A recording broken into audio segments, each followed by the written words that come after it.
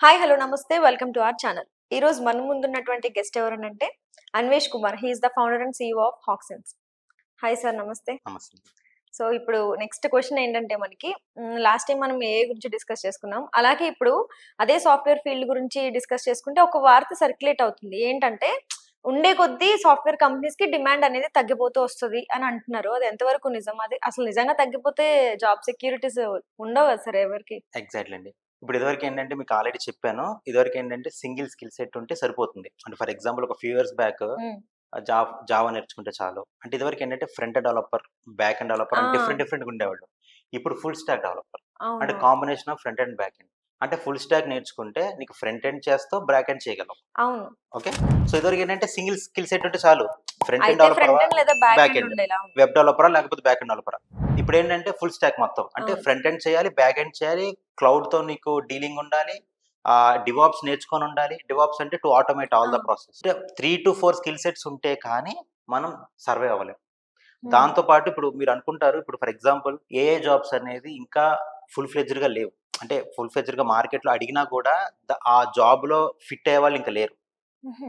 ఓపెన్‌గా చెప్పాలంటే AI jobs are not full fledged. అంటే ఇంకా అది పర్ఫెక్ట్‌గా మార్కెట్‌లోకి రాలేదు. హ్మ్. బట్ అది ఒక స్కిల్ సెట్ ఉండాలి. అంటే ఆ ఏఐతో మనం ఈ స్కిల్ సెట్స్‌ని మనం ఎట్లా మ్యాచ్ చేసుకొని అట్లా ఇంటిగ్రేట్ చేసుకోవటానికి ఇప్పుడు నడుస్తుంది కానీ, కంప్లీట్‌గా ఏఐ నేర్చుకొని, కంప్లీట్‌గా ఏఐ మీద పర్ఫెక్ట్‌గా ఉండాలంటే మీరు ఒక 10 మెంబర్స్‌ని తీసుకుంటే ఒక 2-3 మెంబర్స్ వరకి ఏఐ నాకొచ్చు అంతే.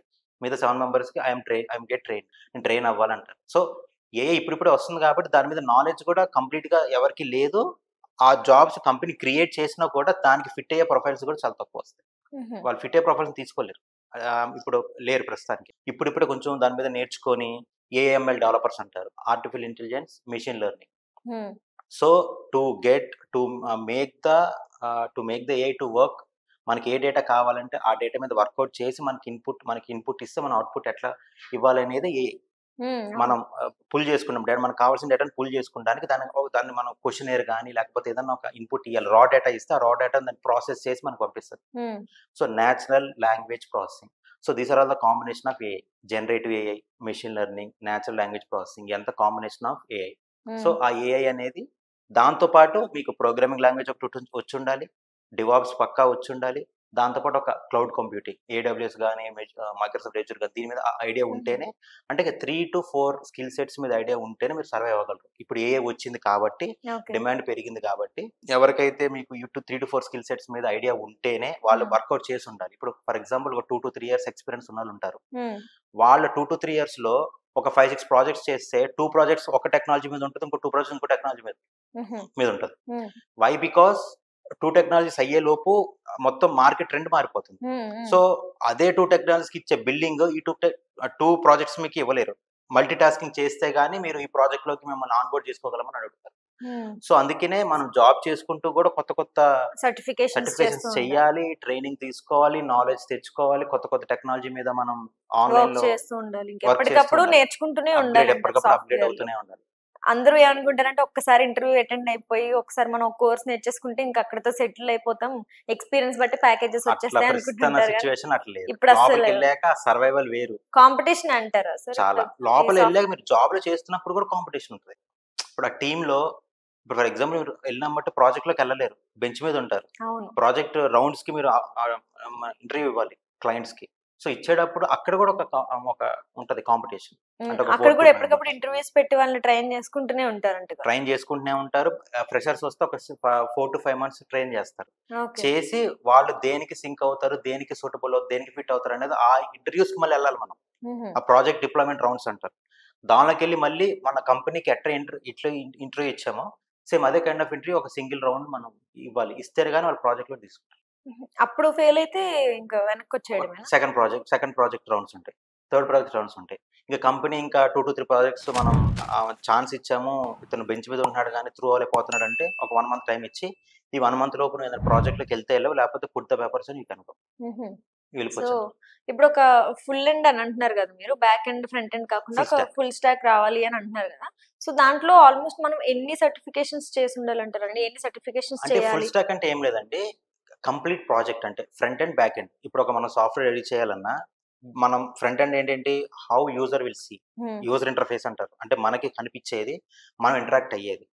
బ్యాక్ ఎండ్ అంటే ఏంటంటే మనము చేయాల్సిన పనిని, మనం అడిగిన పనిని అది బ్యాక్ ఎండ్లో ఎట్లా ప్రాసెస్ చేస్తుంది, ఎట్లా కంప్లీట్ చేస్తుంది. అంటే we need to deal with the data deal చేసి మనకి కావాల్సిన ఇన్పుట్ ఇస్తే మనకు అవుట్పుట్ ఎట్లా ఇస్తుంది అనేది బ్యాక్ ఎండ్లో మొత్తం వర్క్ అవుతుంది. ఫ్రంట్ ఎండ్ ఏంటంటే మనం దానికి ఏ విధంగా వర్కౌట్ చేయాలి, ఎక్కడికి ఇన్పుట్స్ చేయాలి ఏంటి అనేది ఫ్రంట్ ఎండ్ వస్తుంది. సో ఈ రెండు ఏంటంటే ఇదివరకు సపరేట్ అనమాట. ఫ్రంట్ ఎండ్ డెవలపర్ అని సపరేట్గా ఉండేవాళ్ళు, బ్యాక్ ఎండ్ డెవలపర్ సపరేట్గా ఉండేవాళ్ళు. ఇప్పుడు ఫుల్ స్టాక్, ఫ్రంట్ ఎండ్ వచ్చి బ్యాక్ ఎండ్ వస్తేనే you will get a job. కానీ అలా మోస్ట్లీ చాలా తక్కువ ఉంటారు కదా సార్, అంటే ఒక 10 మందిలో 2 ఉంటారేమో నాకు తెలిసి. అంటే రీసెంట్ గా ఒక ఫ్యూ ఇయర్స్ నుంచి ఫుల్ స్టాక్ మీద కూడా కొంచెం ట్రైనింగ్ తీసుకోవాల్సి వస్తుంది. చాలా మంది ట్రైనింగ్ తీసుకుంటున్నారు. అది రీసెంట్ గా ఫ్యూ ఇయర్స్ ముందే వచ్చింది.